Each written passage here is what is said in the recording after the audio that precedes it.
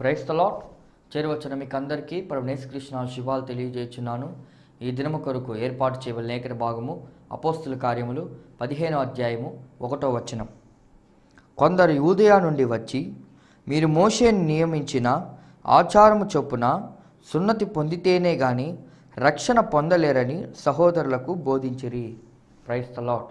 దేవునికి స్తోత్రం. హల్లెలూయా, హల్లెలూయా, హల్లెలూయా. మన ప్రభువును ప్రియరక్షకుడును మన కొరకు త్వరగా మేఘవాహనం మీద రాబోతున్నటువంటి నజరేయుడైన యేసుక్రీస్తు దివ్యమైన పరిశుద్ధమైన నామములో ఆయన హెచ్చవలసి ఉన్నది అనేటువంటి అనుదిన ఆత్మీయ కార్యక్రమ వీక్షకులైన మీ అందరికీ, ఆత్మీయ బంధువులైన మీ అందరికీ నా హృదయపు లోతులో నుంచి ప్రత్యేకమైన వందనాలు తెలియజేస్తున్నాను. Good morning, have a nice day.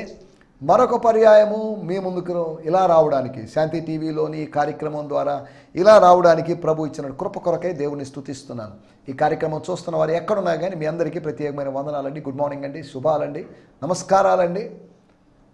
ప్రభు మిమ్మల్ని దీవించునుగాక. ప్రభు మిమ్మల్ని దీవించాలని, దీవించేటువంటి ప్రభు ఒక్కొక్కరిని ఎవరెవరిని దీవిస్తామా, ఎవరెవరిని దీవించాలని ఆయన వస్తూ ఉన్నాడు, మన దగ్గరికి మనల్ని సమీపిస్తూ ఉన్నాడు. ఎవరెవరిని మింగుదమా, ఎవరిని మింగి లేకుండా చేసి, నామరూపాలు లేకుండా చేసి, నాశనం చేసి, కనబడకుండా చేద్దాము అనేది అపవాది యొక్క ప్రణాళిక. కానీ మనల్ని దీవించాలని 2వ దినవృత్తాంత గ్రంథము 16వ అధ్యాయము 9వ వచనంలో అనుకుంటాను, తన ఎడల యథార్థవంతులైన వారిని, యథార్థ హృదయం గల వారిని బలపరచుటకై యెహోవా కనుదృష్టి భూలోకమంతా సంచారము చేస్తుంది. దేవుని యొక్క కనుదృష్టి చాలు, కనుదృష్టితోనే సంచారం జరిగించగలడు ఆయన. 7 దీపస్తంభముల మధ్యలో సంచరించాడు, అయినప్పటికీ కూడా కనుదృష్టితో సంచరించగలడు. అపవాది ఇంచుమించు అక్షరార్థంగా సంచరిస్తున్నాడు. అపవాది తిరుగుతున్నాడు. అపవాదికో శరీరం ఉందని కాదు నా మాటలేక ఉద్దేశం. అపవాది కూడా అలా కానీ అపవాది మింగుదమా అని అతనికి ఉన్నటువంటి దాహాన్ని బట్టి, అతనికి ఉన్న ఆకలిని బట్టి, అతనికి ఉన్నటువంటి వాంఛను బట్టి, ఎంత తిన్నా కానీ తీరనటువంటి ఆకలిని బట్టి, ఎంతమంది విశ్వాసులను భక్షించినప్పటికీ కూడా, విశ్వాసులే వాడి ఆహారం, మన్నే వాడి ఆహారం. ఆదికాండము 3వ అధ్యాయంలో నువ్వు మన్ను తింటావు అంటే మన్నుతో తయారు చేయబడిన మనుషులను నువ్వు తింటూ ఉంటావు. మనిషే అపవాదికి ఆహారం, మనిషి జీవితమే అపవాదికి ఆహారం. మనిషి యొక్క ప్రార్థన లేమి, లేదా ప్రార్థన లేకపోవడం, లేదా ప్రార్థన, లేదా పరిశుద్ధతో, లేదా భక్తో, వీటిని తిని బతికేవాడు. చూడండి, మట్టి మీద ఆధారపడేటువంటి మట్టి మనిషి. కానీ దేవుడు మహిమ కలిగిన దేవుడు, మట్టితో ఆయనకు సంబంధం లేదు.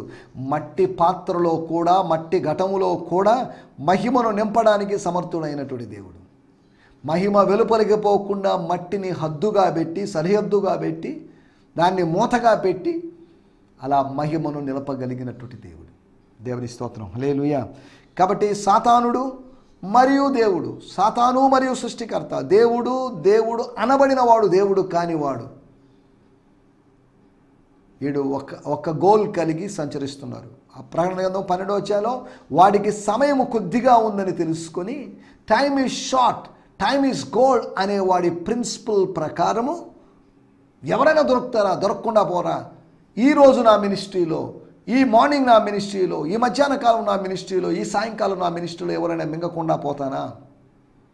సేవకులను మింగుతున్నాడు, విశ్వాసులను మింగుతున్నాడు, చిన్నపిల్లల్ని, యవనస్తులను మింగుతున్నాడు. ఎలాగైనా కొంతమందిని లేకుండా చేయాలి. దేవరాజ్యములో ప్రవేశించే వారి సంఖ్యను వీలైనంత ఎక్కువగా తగ్గించాలి. దేవుని నామాన్ని స్మరించే వాళ్ళ యొక్క సంఖ్యను తగ్గించాలి అనేటువంటి వాడి యొక్క దురుద్దేశం. పరలోకమందు దేవుని చిత్తము ఎలాగో నెరవేర్చబడుచున్నదో, అనగా పరలోకమందు దేవదూతల ద్వారా దైవ చిత్తము నెరవేర్చబడుచున్నట్లుగా దేవుని పోలిక స్వరూపము చొప్పున సృజించబడిన మనుషుల చేత ఈ భూమి మీద కూడా దైవ చిత్తం నెరవేర్చబడాలి. అనగా భూలోకము కూడా పరలోకంగా, భూలోకం కూడా బ్యూలా దేశంగా మారాలి అనేది దేవుని యొక్క ఉద్దేశం. దేవుని స్తోత్రం, హల్లెలూయా.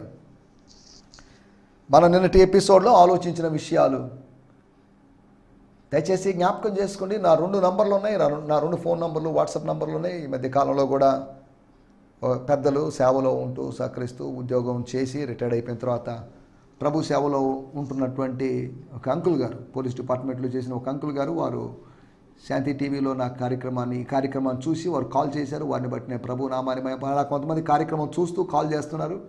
కార్యక్రమం చూస్తూ కాల్ చేయడం మంచిదే. అదే సమయంలో కొద్దిగా కార్యక్రమం అయిపోయిన తర్వాత మీరు కొద్దిగా మెసేజ్ కొద్దిగా కాన్సన్ట్రేషన్ చేసి మీకైనా విమర్శలు మీరు తెలియజేయాలనుకుంటే తెలియజేయచ్చు, మీకైనా సందేహాలు ఉన్నా మీరు తెలియజేయచ్చు. వీటి గురించి మనం మాట్లాడుకోవడానికి ఆత్మ సంబంధమైనటువంటి ఒక అవగాహన కలిగి ముందుకు సాగడానికి, ఆత్మ సంబంధంగా ఒక కంక్లూషన్కి రావడానికి మనం ప్రయత్నం చేస్తాం. దేవుని స్తోత్రం, హల్లెలూయా. నాకెవరో నేర్పించిన దాన్ని బట్టి ఏదో నేను పర్ఫెక్ట్గా చేస్తున్నానని అనుకోవడం లేదు, కానీ అలాగని ఇవి మెయిన్ కాంటెంట్కి లేకపోతే మెయిన్ విషయాలకి, ప్రాథమికమైన విషయాలకు వ్యతిరేకమైన విషయాలు నేను బోధిస్తున్నానని నేను అనుకోవడం లేదు.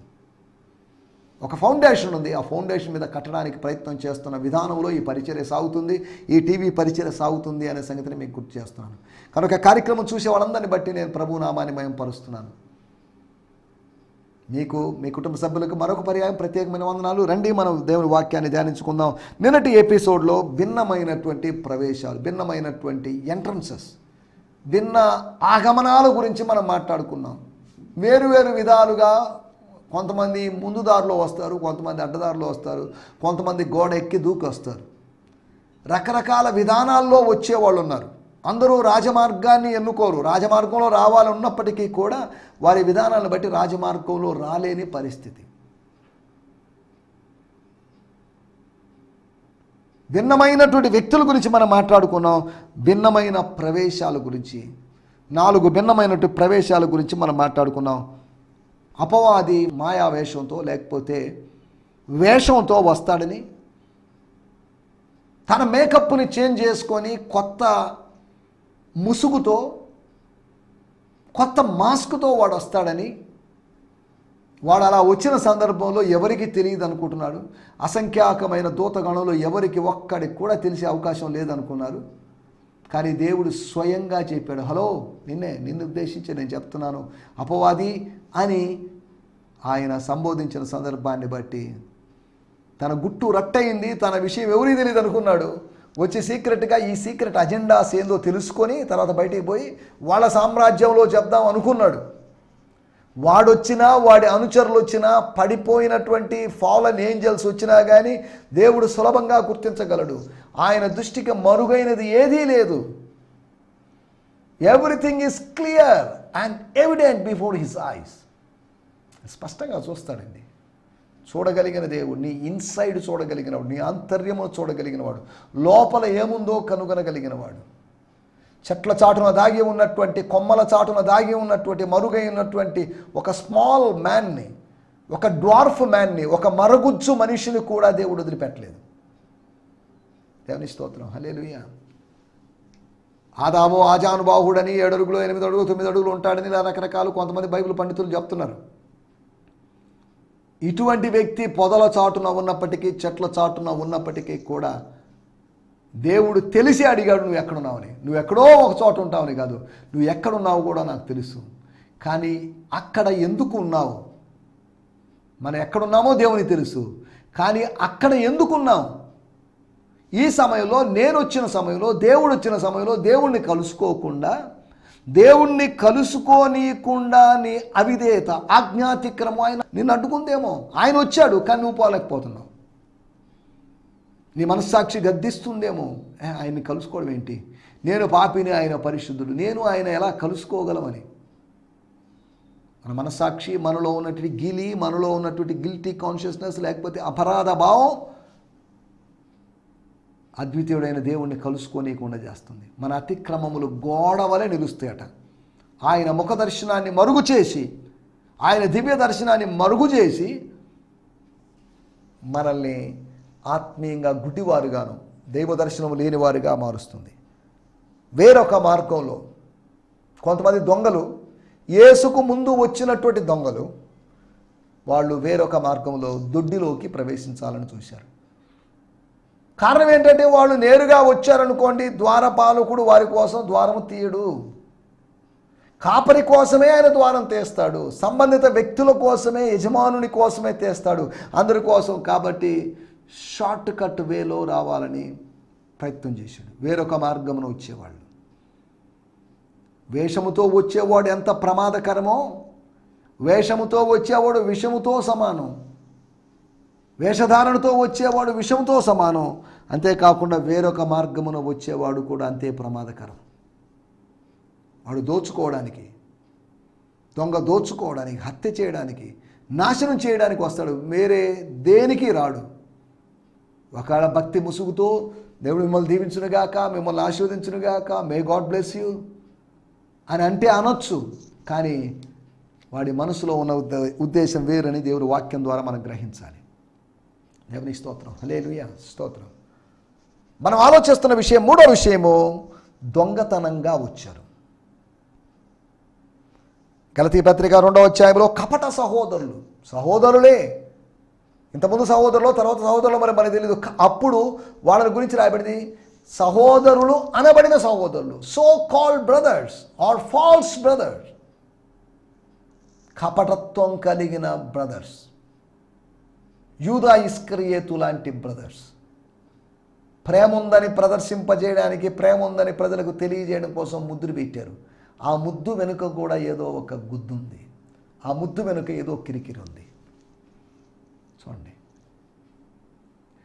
ముద్దు ప్రేమకు సంకేతం అని చెప్పుకుంటాం, కానీ ఇక్కడ ముద్దు నమ్మక ద్రోహానికి, అప్పగింతకు, బెట్రేయల్కి గుర్తుగా మిగిలిపోయింది.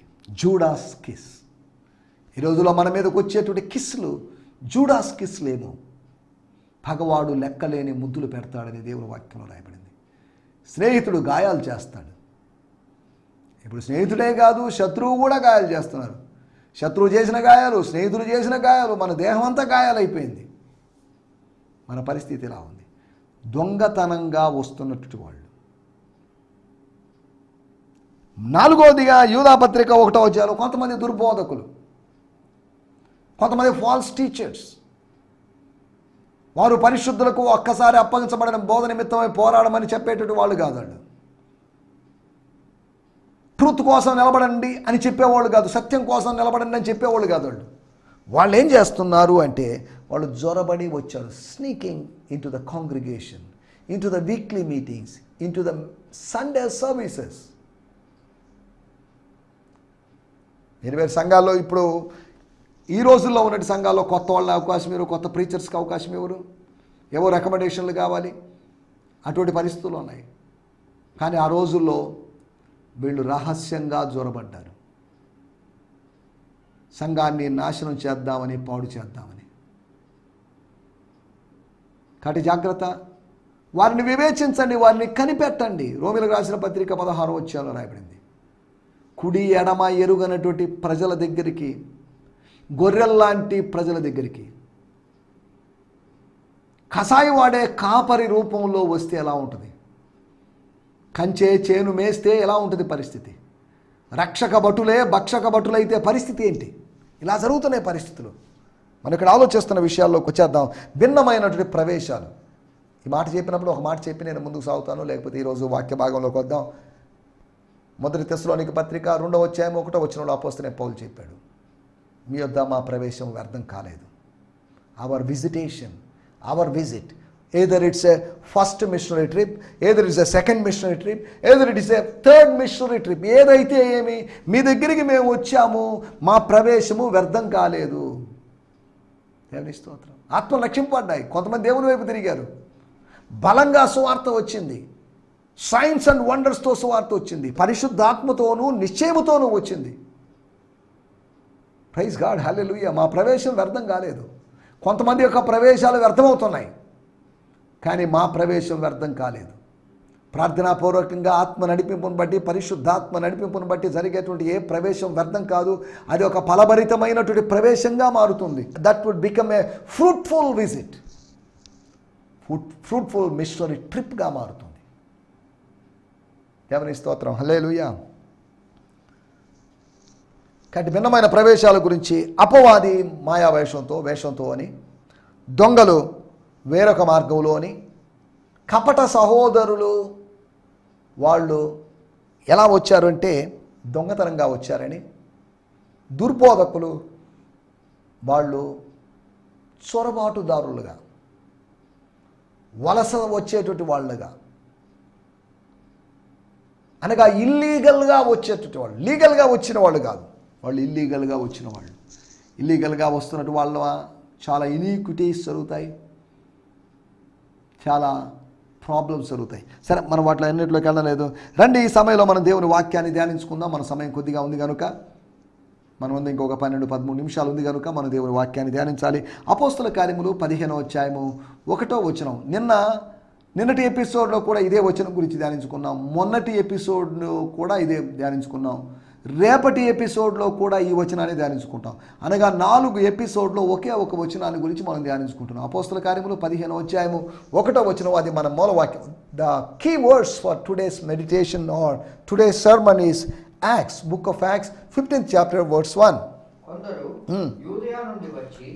యూదయ నుండి వచ్చి మీరు మోషే నియమించిన సున్నతి పొందితేనే గాని రక్షణ పొందలేరని సహోదరులకు బోధించారు. While Paul and Barnabas were in Antioch, some false teachers came from Judea to trouble the believers.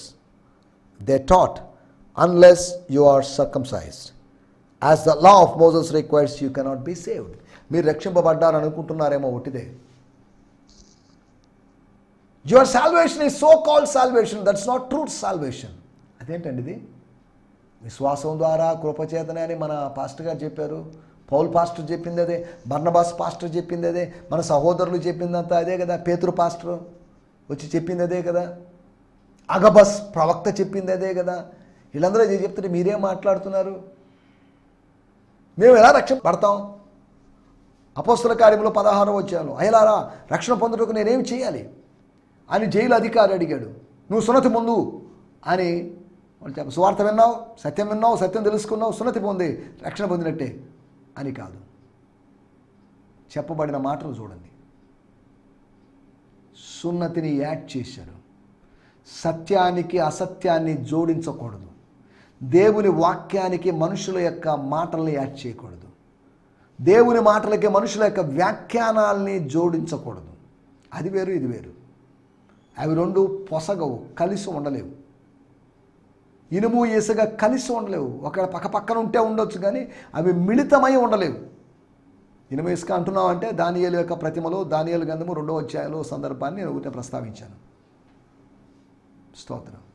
ఈ నా మాటలు వింటున్నట్టు దేవుని బిడ్డలారా, మీరు ఎక్కడున్నా కానీ దేవుని మాటలు వింటున్నప్పుడు జాగ్రత్తగా విందాం. అపోస్తల కార్యములు 15వ అధ్యాయం 1వ వచనంలో మనం చదువుకున్న మాటల్లోకి వచ్చేద్దాం. మన టైటిల్ ఆత్మీయ సున్నతి, స్పిరిచువల్ సర్కంసెషన్. ఆత్మీయ సున్నతి. సున్నతి ఆత్మీయమైనదా, శరీరమైనదా, శరీర సంబంధమైనదా? సున్నతి అంటున్నప్పుడు అది ఖచ్చితంగా శరీరానికి సంబంధించినదే, గోప్యాంగ చర్మమునకు సంబంధించినదే అని ఆదికాండము 17వ అధ్యాయంలో చూడగలం. అనగా అది పురుషునికి సంబంధించిందే సున్నతి. భౌతికమైన సున్నతి పురుషునికి సంబంధించిందే, కానీ ఆత్మీయమైన సున్నతి అనేది స్త్రీకి, పురుషుని అందరికీ వర్తించేది. కాబట్టి మళ్ళీ సున్నతి అనే దాన్ని ఆధారంగా చేసుకొని మగ ఆడ తేడాలు వస్తే రావచ్చు, కానీ ఆత్మీయ సున్నతిలో అటువంటి తేడాలు లేవు. సున్నతి అనేటువంటి దాని యొక్క ప్రస్తావన ఆదికాండం 17వ అధ్యాయంలో చూస్తున్నాం. ఖురాన్లో కూడా దీనికి సంబంధించిన ప్రస్తావన లేదు. సున్నతి ఉంది, కానీ సున్నతికి సంబంధించిన ప్రస్తావన కావాలంటే బైబిల్ మీద ఆధారపడాల్సిన పరిస్థితి. మనం ఇక్కడ ఆలోచిస్తున్న విషయాల్లోకి వచ్చేద్దాం. ఆత్మీయ సున్నతి. సరే, మీరు అంటున్నట్టుగా ఏమండి సున్నతి కావాలంటున్నాం. మేము ఆల్రెడీ సున్నతి పొందాం, ఆత్మలో సున్నతి పొందాం. We got spiritually circumcised. Why we should bother about your physical circumcision? ఈ మాట చెప్పినప్పుడు ఒక మాట మీకు జ్ఞాపకం చేయాలి. చదువుదాం. గలతీయులకు రాసిన పత్రిక 6వ అధ్యాయంలో మనం అపోస్తలుడైన పౌలు చెప్పినట్టు మాట. రోమా పత్రిక యొక్క ఎసెన్స్ లాగా ఉంటుంది గలతీ పత్రిక. గలతీ పత్రికలో 6వ అధ్యాయంలో ఆయన ఏం చెప్పాడంటే, సున్నతి పొందుట యందును పొందకపోవట యందును ఏమీ లేదు. That's nothing. Circumcision is nothing. కానీ కొంతమంది బోధిస్తున్నట్టుగా సర్కంసెషనే అదే సమస్తము, ఆ ఖండన మళ్ళలో పరిచ్ఛేదనం అని చెప్పబడినదే ఇదే ప్రాముఖ్యమని చెప్తున్నారు. కానీ సున్నతి పొందడం అనేది ఏం లేదు, ఇట్స్ నథింగ్ అని చెప్పాడు. ఎందుకు అలా చెప్పాడు అని మనం కొద్దిగా ఆలోచిస్తే 15వ వచనం, కొత్త సృష్టి పొందుటయే కానీ సున్నతి పొందుట యందు ఏమీ లేదు, పొందకపోవుట యందు ఏమీ లేదు. చూడండి ఎంత చక్కగా చెప్పాడు. చూడండి, అనగా అక్కడ చెప్పాల్సిన విషయం ఇక్కడ చెప్పాడు, అక్కడ చెప్పాల్సిన విషయం ఇక్కడ ఎందుకు చెప్పాడు? అప్పుడు ఎందుకు మౌనంగా ఉన్నాడు? అప్పుడు కూడా ఏదో చెప్పింటాడు ఆయన. అప్పుడు చెప్పబడిన విషయాలు, ఎందుకంటే పెద్దోళ్ళు ఉన్నారు, పెద్దోళ్ళు మాట్లాడతారు, మేము ఇప్పుడు మాట్లాడడం కరెక్ట్ కాదు, మేము ఆల్రెడీ మిషనరీ జర్నీ చేసి టైర్డ్ అయిపోయినాం, మేము రిలాక్స్ అయ్యి ఉన్నామంటే ఏంది తలనొప్పులు అన్నట్టుగా పౌలు వ్యవహరించాడు. నేను చదువుతున్నాను 6వ అధ్యాయము 11వ వచనము. I have written this letter to you with my own handwriting. స్తోత్రం. 6వ అధ్యాయము 15వ వచనం అండి. Whether a man is circumcised or uncircumcised is meaningless to me. నా దృష్టికి నాకు అనిపించే విషయం, నా ఆత్మలో నేను సెన్స్ చేసే విషయం, దట్ ఈస్ మీనింగ్లెస్. అర్థం లేని విషయం, అర్థం పర్థం లేని విషయం, అది అనవసరమైన విషయం, మాట్లాడకూడని విషయం. What really matters is the transforming power of the new creation life. This is important అండి. Circumcision is a trivial thing. It's not important. But what is important, what really matters is transforming power of this new creation life. కొత్త జన్మ, కొత్త సృష్టికి సంబంధమైన జీవానికి సంబంధించిన ఈ విషయం, దీన్ని గురించి మాట్లాడుకుందామండి. ఎందుకండి సున్నతి గురించి అనేది ఆయన యొక్క ఉద్దేశం. ఈ సందర్భంలో 4 విషయాలు మీకు త్వరగా జ్ఞాపకం చేయబోతున్నాను. మొట్టమొదటిగా ద్వితీయోపదేశకాండము 10వ అధ్యాయము 16వ వచనం. డ్యూటెరానమీ 10th chapter 16th verse. కాబట్టి మీరు సున్నతి లేని మీ హృదయమునకు సున్నతి చేసుకొని ఇక మీదట మీరు ముష్కరులు కాకుండా ఉండండి, దుర్బీజులు కాకుండా ఉండండి, ఇక మీరు చెడ్డవారు కాకుండా ఉండండి, ఇక మీదట మీరు ముష్కరులు కాకుండా ఉండండి. ఎప్పుడు మీరు ముష్కరులే, సున్నతి పొందారా? దేవునికి స్తోత్రం. సున్నతి పొందితే, భౌతికమైన సున్నతి కాదు, హృదయమందు సున్నతి పొందితే మీరు ముష్కరులు కారు, మంచివారు. దేవునికి స్తోత్రం. కాబట్టి సున్నతి పొందామా లేదా అనే దాని గురించి డిస్కషన్ వద్దు. ఎందుకంటే ఈ discussion, no more discussions please, వదిలేసేయండి ఇక్కడితో అని వాళ్ళు ఎవరు ఖచ్చితంగా చెప్పలేదు. వీళ్ళు ఇద్దరు రేస్ అయిపోయారు. మీకేం తెలుసు, మాకేం తెలుసు, మాకు తెలిసినంత మీకు తెలుసా, లేదా ఏవో సంథింగ్ ఆర్గ్యుమెంట్స్ అంటే కాస్త అల్లరి, సౌండ్ పెంచడం ఎన్ని ఉంటాయి. మొట్టమొదటి విషయము హృదయములకు సున్నతి. Circumcision is of the heart, అది హృదయానికి సంబంధించింది. రెండవ విషయము అపోస్తుల కార్యములు 7వ అధ్యాయము 51వ వచనంలో మనం గమనించినట్లయితే, అపోస్తుల కార్యములు 7వ అధ్యాయము మనం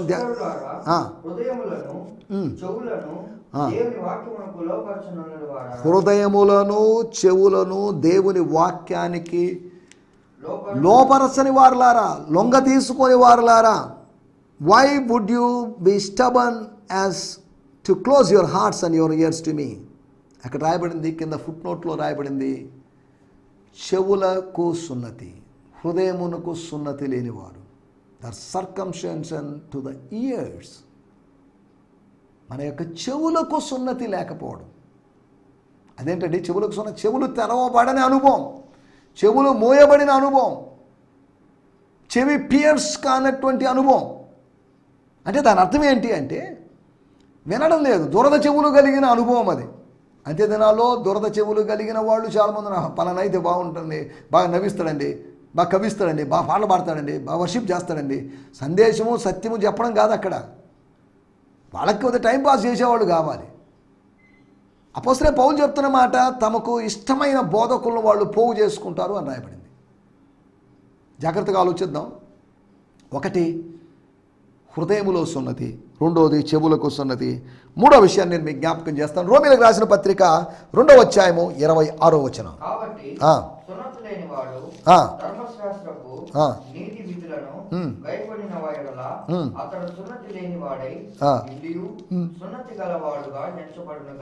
అతడు సున్నతి లేనివాడై ఉండి కూడా సున్నతి కలవాడుగా, సున్నతిని పొందినవాడిగా ఎంచబడుతున్నాడు కదా.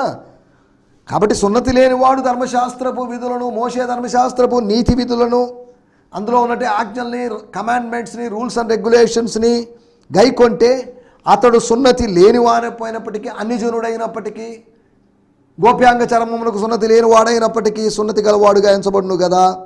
తర్వాత రాయబడిన మాట 28వ వచనం, బాహ్యమునకు అనగా వెలుపలకి యూదుడు కాడు, శరీరమందు బాహ్యమైన సున్నతి కాదు. అసలు సున్నతే కాదు. ఇదే సున్నతి కాకపోవడం, సున్నతి చేసుకోవాలంటున్నాడుగా. తిమోతిని తీసుకొని పోయి 16వ అధ్యాయం 3వ వచనంలో సున్నతి చేయించాడు కదా. ఇక్కడ అంటున్నాడు శరీరమందు బాహ్యమైన సున్నతి కాదు. ఈ మాటలు చెప్పినప్పుడు, ఈ మాటలు చదివినప్పుడు వాళ్ళ గోళ్ళు మండిపోయింది. ఏం మాట్లాడుతున్నాడు ఇతను అని. తర్వాత రాయబడిన మాట, అయితే అంతరంగమందు యూదుడైన వాడే యూదుడు, మరియు సున్నతి హృదయ సంబంధమైనదై ఆత్మయందు జరుగునదే కానీ అక్షరం వలన కలిగింది కాదు. అక్షరం వలన అక్షరార్థంగా గోప్యాంగ చర్మానికి జరిగిన సున్నతి కాదు. అట్టివానికి మెప్పు మనుషుల వలన కలగదు, దేవుని వలన కలుగును. ఎట్టివానికి అంటే హృదయములో లేకపోతే ఆత్మయందు ఎవరికి సున్నతి జరుగుతుందో వారికి దేవుని వలన మెప్పు కలుగుతుంది. దేవుని స్తోత్రం. అనగా మూడో విషయము ఆత్మయందు సున్నతి. ఒకటి హృదయమందు సున్నతి, చెవులకు సున్నతి. మూడోది ఆత్మయందు సున్నతి. నాలుగో విషయాన్ని నేను మీకు జ్ఞాపకం చేస్తాను. కొలస్సీలకు రాసిన పత్రిక 2వ అధ్యాయము 11వ వచనం. కొలోషియన్స్. క్రీస్తు సున్నతి యందు